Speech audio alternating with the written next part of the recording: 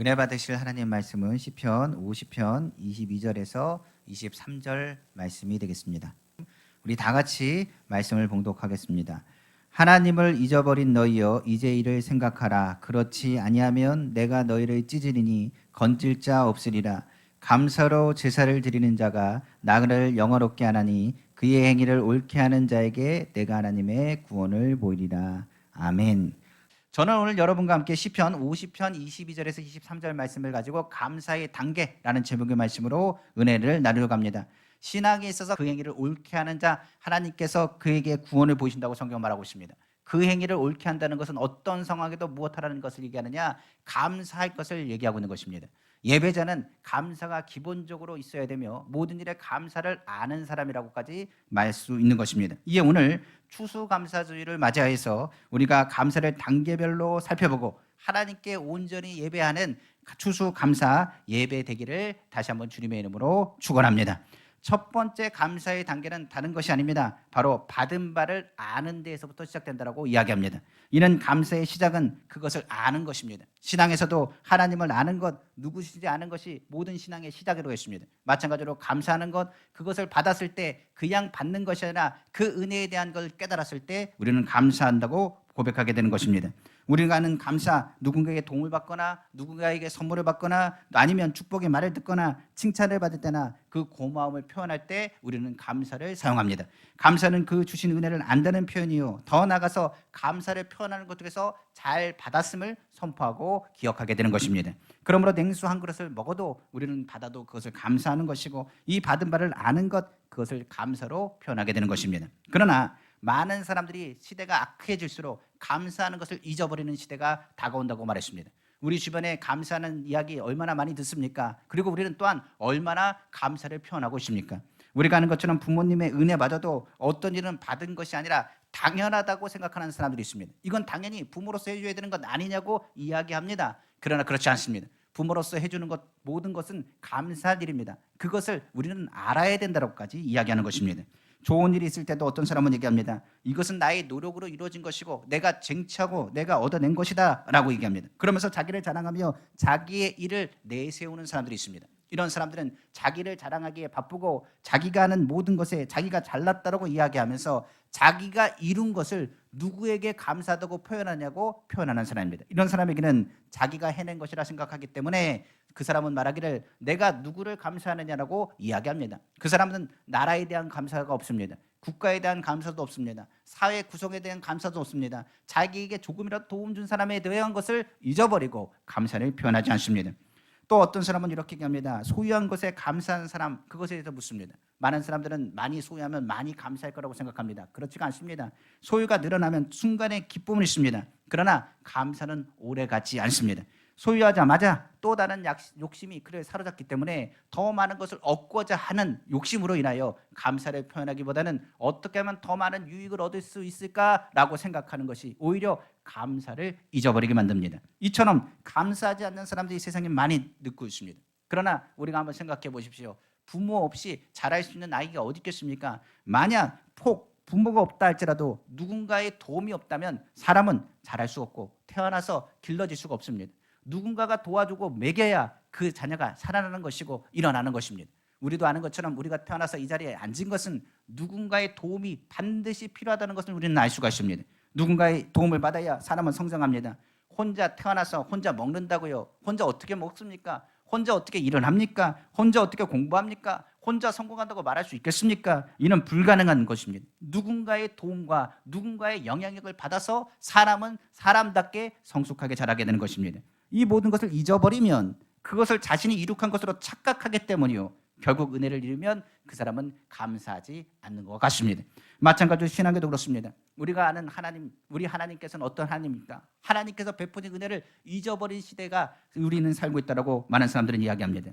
내가 노력을 해서 얻었다 생각하십니까? 아닙니다. 세상의 모든 것 찬양한 것처럼 거저 주어진 것이 없다는 것을 우리는 알아야 됩니다. 세상의 모든 것은 하나님의 은혜로 주어진 것입니다. 이것을 알아야 됩니다. 신앙에서는 하나님이 주신 것에 대한 감사, 그 감사가 있을 때 신앙은 자랍니다. 모든 만물은 우리의 노력으로 주어진 것이 아닙니다. 하나님이 만드시고 거저 우리에게 은혜로 베푸신 것을 우리는 늘 생각해야 됩니다. 그러나 그것을 모르니 감사할 덕이 없습니다. 세상은 하나님을 모릅니다. 그렇기 때문에 하나님께 감사하지 않습니다. 그러나 우리는 하나님을 압니다. 그렇다면 우리는 하나님께 뭐 해야 되느냐? 감사해야 된다는 것을 우리는 기억해야 되는 것입니다. 그런데 문제는 믿지 않는 사람들은 감사를 몰라서 그렇다고 하지만은 믿는 사람들조차도 감사를 잊어버린다라고 이야기합니다. 성경은 이렇게 말합니다. 하나님을 잊어버린 사람들이라고 말하고 있습니다. 우리가 아는 이스라엘 사람들, 하나님께서 어떻게 하셨습니까? 그들을 출애굽할 때 너희는 가만히 있어 하나님 하는 대로 볼지어다고 말했습니다. 이스라엘이 한 것은 아무것도 없었습니다. 출애굽할 때 하나님께서 홍해를 가르시고 그들을 불기둥과 구름기둥 인도하셨습니다. 그들의 모든 것 가운데 출애굽했던 모든 것의 역사는 하나님의 전적인 개입하시며 인도하심이었습니다. 이스라엘은 아무것도 한 것이 없었습니다. 그 가운데 하나님을 바라보고 하나님을 나가며 그들은 어쨌든 찬양하며 홍해를 건넜습니다. 그리고 그들 앞에 나타난 것은 바로 광야였습니다. 광야에는 마실 물도 없습니다. 광야에는 먹을 음식도 없습니다. 광야는 어떻게 할지 어디로 가야 될지 아무것도 알지 못합니다. 그러자마자 그들은 하나님을 잊어버리기 시작했습니다. 거기서 그들이 한 것은 불평과 원망이었습니다. 그리고 그들은 뭐라고 얘기하느냐? 애굽에서 건지신 하나님을 잊어버리며 말하기를 하나님께서 이 땅에서 우리를 죽이려고 하느냐고 이야기하며 모세에게 대항하기 시작했습니다. 범사에 그들은 받은 것에 감사에도 불구하고 감사를 완전히 잊어버렸습니다. 그들이 받은 것은 당연한 거였습니다. 광야로 불렀으면 하나님이 책임져야 될 것 아닙니까? 우리를 먹여야 된 거 아닙니까? 우리를 먹여야 되는 것 아닙니까? 그러나 하나님께서는 그들의 요구를 들어주셨습니다. 하나님은 불기둥과 구름기둥으로 그들을 지켜주셨으며 하늘의 만나 메추라기를 먹이셨으며 땅의 물을 솟아내어서 그들을 마시게 하셨습니다. 그들을 먹이시고 그들을 강하게 하시고 보호하시고 인도하셨습니다. 그리고 나서 하나님께서는 그들을 어떻게 하셨느냐? 감사를 알라 하여서 각종 절기를 지키게 하셨습니다. 우리가 아는 유월절 통해서 어린 양의 피로 너희가 건짐을 받았다. 그러니 하나님께서 건지심을 유월절 사건을 통해서 너희는 깨닫고 기억하라고 말하고 있습니다. 초막절을 세웠습니다. 그리고 초막절 절기를 통해서 이 광야 가운데 하나님이 너에게 베푸시고 인도하신 그 장막에 대한 은혜를 기억하라고 그들에게 말했습니다. 그런 절기를 정해놓고 그들로 하여금 하나님께 예배하게 하고 감사를 하게 만드셨다는 사실입니다. 교회도 그렇습니다. 교회도 1년에 추수감사절이라는 절기를 지킵니다. 이 추수감사절 절기는 다른 것을 얘기하지 않습니다. 1년 동안에 우리가 감사하고 있지만은 이 날은 특별하게 더욱 감사하는 날이기도 합니다. 왜 그럴까요? 하나님이 주신 은혜에 대한 것을 더 생각하라고, 하나님이 주신 감사가 얼마나 풍성한지를 돌아보기 위해서 하나님께서 추수감사절이라는 절기를 또한 만드신 것입니다. 그렇기 때문에 우리가 그 하나님의 그 감사에 대한 걸 잊어버리면 뭐 할까요? 감사하지 못하게 되는 것입니다. 그래서 성경에서 말합니다. 그들은 은혜를 받았음에도 불구하고 감사하지 않았습니다. 그들은 결국 가데스바네에서 12정탐꾼을 보냈을 때 10명의 정탐꾼이 정탐하고 나서 이렇게 계십니다. 하나님이 하신 모든 일들을 잊어버렸습니다. 홍해를 가르시고 10가지 재앙을 베푸시고 하나님의 역사 가운데 출애굽했던 그 사건들, 하나님이 불기둥으로 구름기둥으로 인도했던 모든 사건들을 잊어버리고 원망하고 불평하며 그들은 거인이요 우리는 메뚜기 새끼와 같다. 그리고 말하기를 우리는 저 땅을 절대로 밟을 수 없고 저 땅에 가면 우리는 죽습니다. 우리는 끝입니다. 그들을 이길 수 없다라고 이야기했습니다. 하나님은 그 말에 진노하셨습니다. 그들은 더 나아가 다시 애굽으로 돌아가겠다고 외치기 시작했습니다. 결국 하나님은 분노하셨습니다. 출애굽 1세대, 그들은 하나님의 능력을 눈앞에서 본 세대입니다. 그들은 홍해가 갈라지는 것을 눈앞에서 직접 보고 건넜던 세대입니다. 만나 메추라기를 먹었을 뿐 아니라 10가지 재앙이 어디서 나왔는지를 봤던 세대였습니다. 하나님을 체험한 사람들이었지만 광야에서는 여호수아와 갈렙을 제외하고는 모두 죽게 되었다라고 성경은 말하고 있는 것입니다. 우리도 기억해야 됩니다. 하나님에게 받는 것만 익숙하고 오히려 감사하지 않는다면 하나님을 잊어버린 자들을 향하여 하나님은 용서가 없습니다. 성경은 감사하지 않으면, 하나님을 잊어버리면 하나님의 진노에서 누가 건지겠느냐, 하나님이 찢어버리면 누가 그것을 제대로 건질 자가 있겠느냐라고 성경은 기록하고 있는 것입니다. 그것이 오늘 본문 말씀입니다. 시편 50편 22절입니다. 하나님을 잊어버린 너희여 이제 이를 생각하라. 그렇지 아니하면 내가 너희를 찢으리니 건질 자 없으리라. 하나님의 은혜에 대한 것, 하나님이 누구라는 걸 잊어버리면 하나님께서는 그를 건지지 않는다고까지 성경 기록하고 있는 것입니다. 그러므로 성경은 먼저 하나님을 알 것에 대한 것을 강조하고 있습니다. 번제보다 하나님을 아는 것을 성경은 원한다는 것을 우리에게 말씀하고 있는 것입니다. 바로 호세아 6장 6절입니다. 나는 인애를 원하고 제사를 원하지 아니하며 번제보다 하나님을 아는 것을 원하노라. 성경 기록하고 있기 때문에 그렇습니다. 그러므로 성경은 말하기를 하나님을 아느냐, 하나님은 누구시냐, 하나님을 누구시냐 아는 것이 중요하고 하나님을 알았으면 너희는 어떻게 해야 하는지를 알아야 된다라고 성경은 말하고 있는 것입니다. 최소한 하나님은 누구십니까? 우리를 창조하는 창조주 하나님이십니다. 우리를 지으신 분이 하나님이십니다. 더 나아가 우리는 그의 백성입니다. 우리는 그의 기르시는 양입니다. 이것을 안다고 한다면 우리를 창조하시고 우리를 생명을 주시고 은혜를 베푸시고 우리를 인도하시고 우리를 붙잡아 주신 것이 하나님, 그 하나님인 것을 안다면 감사하는 것은 마땅한 일이 되는 것입니다.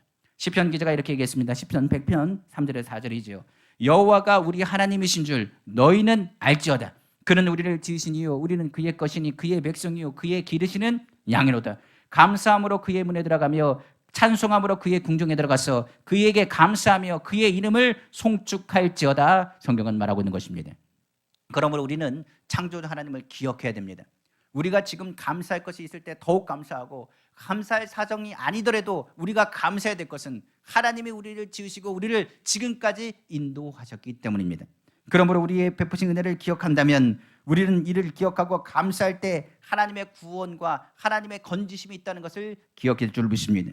그러므로 인생의 마지막 우리가 주님 앞에 나아가게 섰을 때 주님은 우리에게 물으실 것입니다. 너는 도대체 무엇하고 왔느냐고 물으실 것입니다. 그럼 우리는 이렇게 대답해야 됩니다. 하나님, 이 땅에 있는 동안에 하나님께 감사하고 왔습니다. 하나님이 주신 모든 것을 감사함으로 나왔습니다라고 고백하는 우리 귀한 성도 다 되기를 다시 한번 주님의 이름으로 축원합니다. 두 번째로 감사는 깨달음에서 오는 것이 감사합니다. 받은 은혜 많이 받았다고 많이 감사한다고요? 아닙니다. 많이 받았다고 해서 많이 감사하지 않습니다. 은혜는 깨달은 만큼 감사하게 되어 있습니다. 그러므로 내가 얼마나 깨닫느냐가 바로 감사의 표현이 달라지게 되는 것입니다. 감사는 우리가 하는 것처럼 의식이요 감정이 합쳐진 것입니다. 바로 지성과 감성이 합쳐진 것이 바로 통합적으로 역사하는 것이 바로 감사입니다. 그래서 감사는 내가 무엇을 많이 받았다가 감사가 아니라 받은 것의 은혜에 대한 깨달았을 때 감사를 제대로 표현할 수가 있습니다.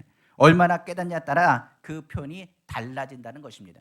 부모에게 많은 은혜를 받았습니다. 그렇다고 해서 그 은혜를 깨닫지 못하면 부모에게 제대로 된 은혜에 대한 것을 표현할 수 없습니다.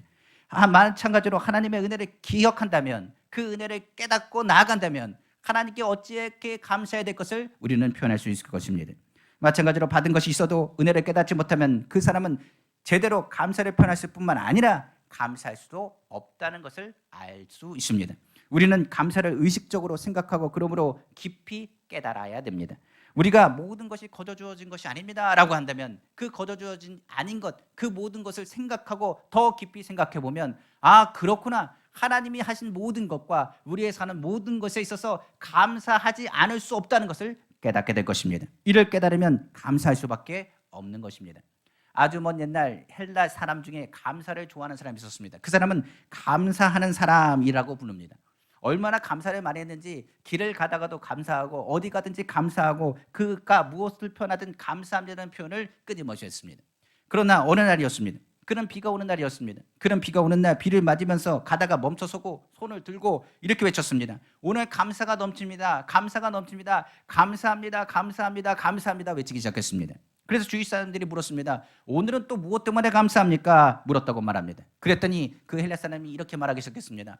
비가 오는데요, 눈썹이 있어가지고 빗물이 옆으로 딱 흘러갑니다. 그래, 눈에 빗물이 들어가지 않으니 얼마나 감사합니까? 라고 얘기합니다. 그리고 조금 다시 있다가 또 감사합니다, 감사합니다 외치기 시작했습니다. 그래서 또 물었습니다. 이번엔 또 뭐가 감사합니까? 그랬더니 생각해 보십시오. 코가 예를 들어서 위에 뚫렸다고 한다면 빗물이 위로 들어갈 것 아닙니까? 그런데 코가 밑에 뚫려가지고 빗물이 들어가지 않습니다. 얼마나 감사한 일입니까? 어떻게 하나님이 그렇게 잘하셔가지고 코를 밑에다 다루셨는지, 이 구멍을 밑에 다루셔가지고 빗물이 들어가지 않습니다. 그것만 해도 얼마나 감사한 아닙니까? 라고 이야기했다고 말합니다.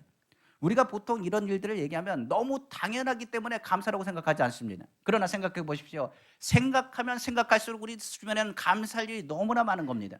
오늘 우리가 주예전에 나오는 것 감사할 일입니다. 이 자리 그냥 나올 수 있다고 생각합니까? 그러지 않습니다. 주일 이 시간에 나올 수 있다는 것, 걸어서 나올 수 있다는 것, 그리고 예배 드릴 수 있다는 것, 기도할 수 있다는 것, 하나님 전에 나와 이렇게 섬길 수 있다는 것, 하나님 앞에 예배할 수 있다는 것은 굉장한 감사할 일입니다. 너무 당연한 것 같지만 잠깐만 생각해 보십시오. 감사할 일이 넘쳐나는 것입니다. 당연하지 않고 감사할 일이 너무나 많다는 것을 깨닫게 될 것입니다. 그 깨닫는 만큼 그 생각의 깊이가 달라지고 성경 말씀처럼 하나님의 역사와 하나님이 이루신 것에 대해서 감사를 멈출 수 없게 된다는 것을 의미하고 있는 것입니다. 그래서 오늘 본문에도 뭐라 그러냐? 일을 뭐 하라고요? 하나님이 하신 것 잊지 말고 일을 생각하라고 말하고 있습니다. 그래서 감사는 계속적으로 생각하고 깊이 있게 깨닫는 것이 중요한 것입니다. 그래서 하나님은 깨닫지 못하는 사람을 어떻게 하느냐? 간혹 하나님의 방법을 사용하십니다. 내가 은혜를 깨닫지 못하는구나, 내가 감사를 깨닫지 못하는구나, 그래서 사용하신 것이 뭐냐? 바로 고난과 역경을 사용하십니다.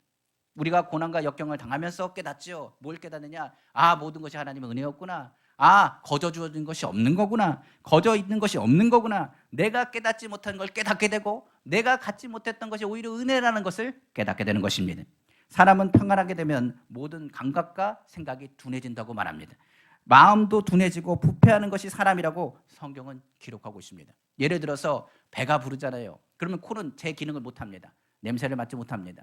그런데 배가 고프기 시작하면 코가 예민해집니다. 어디에 먹을 것이 없느냐, 냄새를 맡기 위해서 코가 예민해진다고 말합니다. 마찬가지로 몸의 감각은 어려울 때 더욱 예민해집니다. 마찬가지로 환난과 핍박과 고난과 같은 역경과 어려움이 다가올 때 마음의 감각은 예민해집니다. 그때부터 계획하는 것이 뭐냐? 이를 통해 그동안의 모든 것이 은혜였음을 민감하고 깊이 생각하고 깨닫게 되는 것입니다. 코로나 기간 동안에 나온 것이 바로 아까 찬양했던 은혜입니다. 그 은혜 그냥 거저 준 것이 없습니다. 생각해보니 모든 것이 은혜였더라 고백한 것이 아주 어려웠을 때, 힘들었을 때 고백하게 되는 것입니다. 시편에 나온 모든 시편의 다윗의 시편들은 어려울 때 환난 가운데 감사하는 시편이 많습니다. 그 감사의 시편은 어느 때나 가장 힘들고 어려웠을 때였다는 사실을 우리는 기억해야 됩니다. 전에 얘기한 시편 23편도 여호와는 나의 목자시니 내게 부족함이 없습니다. 그때가 언제였느냐? 가장 부족하고 힘들었을 때 지어졌던 시편이었던 것을 우리는 알아야 되는 것입니다. 성경은 그렇기 때문에 민감하고 깊이 깨닫게 하시기 위해서 간혹 역경을 주십니다. 그리고 이를 통하여 뭐 하게 되냐? 하나님께 감사하고 하나님이 주신 은혜를 기억하게 만드셨다고 성경은 기록하고 있는 것입니다. 성경은 또한 우리에게 말하죠. 우리는 누구라? 존귀한 존재라. 우리는 예수 그리스도의 십자가를 통해서 구원을 받았습니다. 우리는 하나님의 자녀가 되었습니다. 우리는 하나님 나라를 유업으로 얻었습니다. 하나님께서 우리를 부르셨습니다. 감사할 일이 너무나 많습니다. 신앙생활에 감사가 없다면 아무것도 할 수 없을 정도로 모든 신앙의 시작도 감사로 시작하고 마무리의 모든 순간도 감사로 끝난다는 것을 성경은 기록하고 있기 때문에 그렇습니다. 이를 깨닫고 예배하는 것, 그것은 존귀한 하나님의 사람의 시작이라고까지 이야기하고 있는 것입니다. 만약 이를 깨닫지 못하고 감사하지 않는다면 누구와 똑같으냐 얘기하느냐? 성경은 말하기를 멸망하는 짐승과 똑같답니다. 감사를 알지 못하는 사람은 뭐 어떤 사람과 똑같다? 사람이 아니라 짐승과 같다라고까지 성경은 표현하고 있는 것입니다. 한번 보겠습니다. 시편 49편 20절입니다. 존귀하나 깨닫지 못하는 사람은 멸망하는 짐승 같도다. 받는 거에만 익숙하고 감사를 잊어버리면 하나님께서는 진노하십니다. 받는 것에 익숙한 것이 아니라 주님께 하나님께 주시는 하나님께 가까이 나가기를 간절히 원합니다. 받는 것에 보는 것이 아니라 그것을 주시는 하나님께 가까이 가라는 이야기입니다. 찬양 가사 중에 너희는 받은 복을 세워보라는 찬양이 있습니다. 받은 복을 세워보라. 주님이 주신 복이 얼마나 많은지, 그동안에 주신 하나님의 은혜가 얼마나 큰지 그걸 깨닫고 믿음으로 나아가길 간절히 원합니다. 이 자리는 바로 어떤 자리입니까? 감사의 자리입니다. 이 자리는 하나님께 감사하여 깨닫고 하나님께 예배하는 자들이 모여 하나님께 감사를 표현하는 자리입니다. 오늘 하나님께서 주신 그 생각과 깊이 있는 하나님의 은혜를 기억하고 하나님께 감사함으로 나아가기를 다시 한번 주님의 이름으로 축원합니다. 마지막 세 번째로 믿음으로 오는 감사, 바로 절대 감사의 단계가 있다는 것을 우리는 알아야 됩니다. 감사는 오직 믿음으로 주어지는 절대 감사가 있습니다. 하나님을 믿는 사람은요, 어떠느냐? 하나님이 어떤 하나님인 것을 압니다.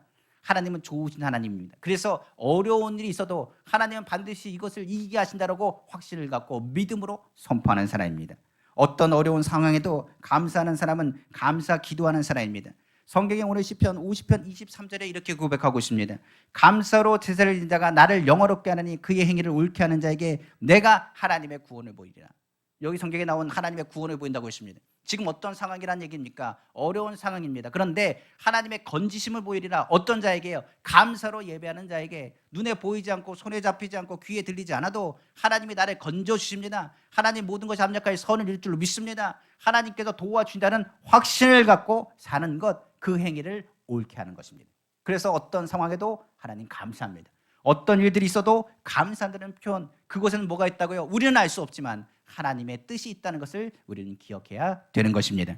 중동의 한 낫에 납비가 나귀 한 마리와 개 한 마리 그리고 램프 한 개를 들고 여행 중이었습니다. 날이 저물었습니다. 고을은 조금만 더 가면 되지만 너무 어둡기 때문에 주변에 무너진 헛간이 하나 있었습니다. 그래서 그 헛간을 그냥 자기의 자리를 삼고 램프를 켰습니다. 그리고 개와 나귀는 밖에 있는 곳에 묶어놨습니다. 헛간 밖에 묶어놓고 그가 이제 책을 보고 있는데 갑자기 바람이 훅 불더니 그 강풍이 불어 그 헛간 안에 있는 램프의 불을 꺼버렸습니다. 눈이 어두워지고 아무것도 보이지 않았습니다. 그러자 그 랍비가 그냥 잠이나 자야겠다 싶었습니다. 그리고 잠자리에 누워 잠이 들었습니다. 이튿날 아침에 일어나 보니 깜짝 놀랐습니다. 봤더니 늑대가 와서 개를 물어 죽였습니다. 그리고 나귀는요 사자가 와서 그를 죽이는 것을 보았습니다.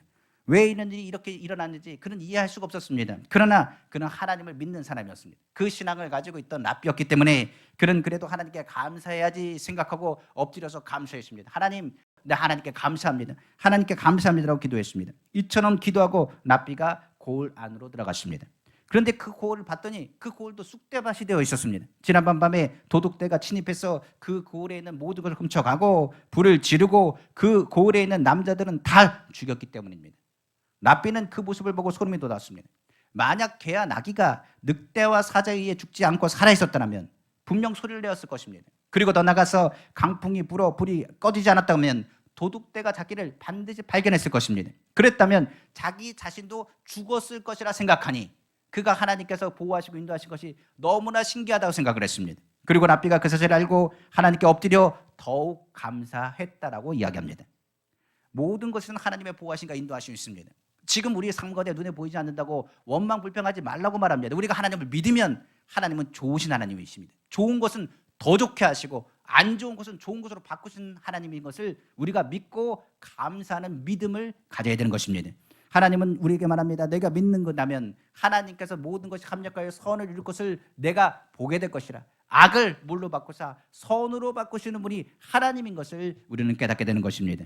그래서 성경은 이렇게 얘기하죠. 데살로니가전서 5장 18절에 범사에 감사라. 이것이 그리스도 예수 안에서 너희를 향하신 하나님의 뜻이니라.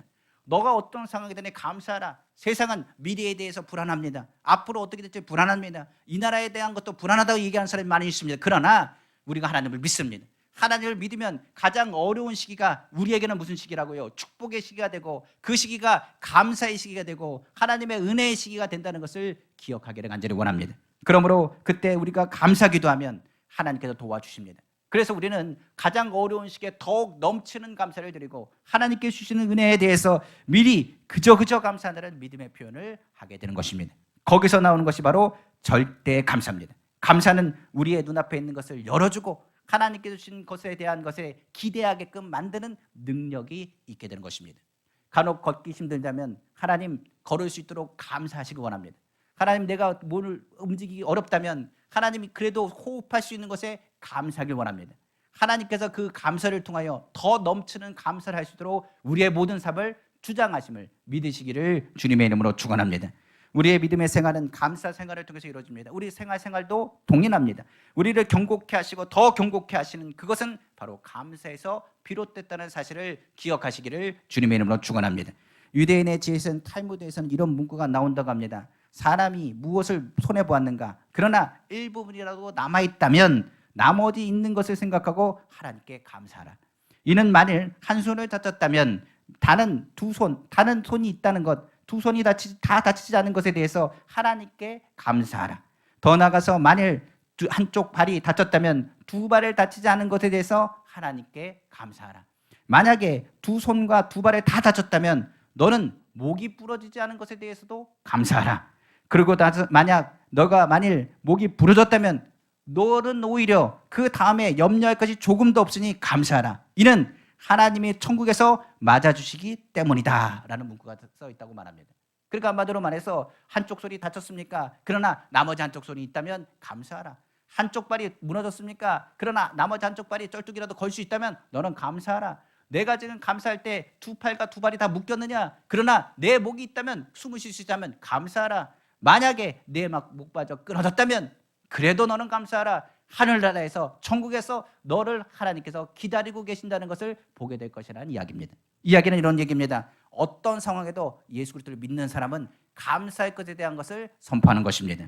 우리는 이미 예수 그리스도 안에서 구원을 받았습니다. 우리는 하나님의 자녀가 되었습니다. 성경에 말한 것처럼 예수 그리스도만으로 우리는 감사할 것이 너무나 넘칩니다. 우리의 감사는 99.999% 아니 100%가 누구 때문에 감사냐? 예수 그리스도로 인하여 감사하는 것입니다. 우리가 어떤 상황, 더 넘어 모든 상황에도 감사가 이루어져야 될 이유가 예수 그리스도를 통하여 우리는 하나님의 복을 받았기 때문입니다. 우리가 축복이라는 단어를 영어로 bless라는 단어를 씁니다. 그 어원이 되는 것이 뭐냐면 블러드입니다. 우리가 아는 것처럼 의미는 피입니다. 여기는 의지적인 표현으로 이렇게 얘기합니다. 바로 축복이라는 단어의 어원이 피인데 그 피는 바로 희생에 의해서 주어지는 것이 축복이라는 단어라는 뜻입니다. 이 축복이라는 단어 우리는 압니다.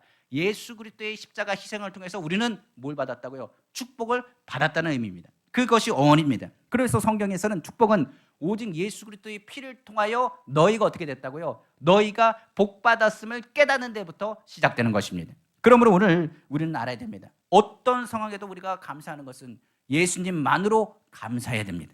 그분이 우리를 위하여 피 흘리시고 우리를 구원하시며 땅까지 오늘도 우리와 함께 하시기 때문입니다. 거기서 나오는 것이 뭐라고요? 절대 믿음의 감사입니다. 우리는 그러므로 어떤 상황, 모든 상황에도 하나님께 감사하게 되는 것입니다. 그 감사에서 우리의 올바른 행동이 나오게 되는 것입니다. 말씀을 마치겠습니다. 오늘은 감사의 단계에 대한 것을 추수감사절 예배를 통해서 오늘 말씀을 나눴습니다. 제일 먼저 하나님을 아십시오. 하나님을 알아가기를 힘쓰십시오. 그러면 하나님의 나를 향한 계획, 하나님의 나를 얼마나 사랑하신지 그 은혜를 깨닫게 될 것입니다. 그때 우리의 감사는 자라나고 우리는 뭐 하게 되느냐? 예배자로 성숙하게 자라나게 될 것입니다. 하나님을 알았으면 이제는 하나님의 그 사랑, 예수 그리스도의 십자가의 은혜를 깨달으십시오. 그리하면 그때부터 모든 것이 거저 주어진 것이 아니라는 것을 깨닫게 될 것입니다. 예수 그리스도의 핏값으로 모든 것을 사셨으며 그 하나님의 아들이신 그분이 우리를 위해서 모든 것을 희생하시고 우리로 하여금 다시금 힘과 위로와 능력을 더하셨다는 것을 깨닫게 될 것입니다. 그리고 그때부터 나오는 것이 감사와 찬송이 될 것입니다. 하나님은 그 큰 사랑과 은혜를 깨달았으면 이제는 모든 것에 뭐 할까요? 선한 일을 행하십시오. 선한 일을 감사함으로 받은 그 사람은 그 선한 일을 이웃에게 나누는 사람입니다. 우리가 하나님께 그 사랑을 받았다면 그 사랑을 우리가 뭉쳐놓는 것이 아니라 그 사랑을 나눠 흘려 보내는 것입니다. 우리는 다른 추수감사절과 달리 사랑의 쌀을 나누려고 쌀을 모았습니다. 이 쌀은 서울역 매일 끼니를 거두시는 어르신들과 노숙자분에게 전해 쓰여질 것입니다. 감사는 우리가 아는 것처럼 추수감사는 그렇습니다. 하나님이 주시는 데에 감사한다면 그 감사는 어떻게 하라고요? 우리가 감사하러 끝나는 것이 아니라 그 감사를 나눠 흘려 보내야 되는 것입니다. 하나님께 감사하신다면 감사함으로 오늘 예배를 드리고 더욱 넘치는 감사를 올리며 그 사랑을 나누는 모두가 되기를 주님의 이름으로 축원합니다. 기도하겠습니다.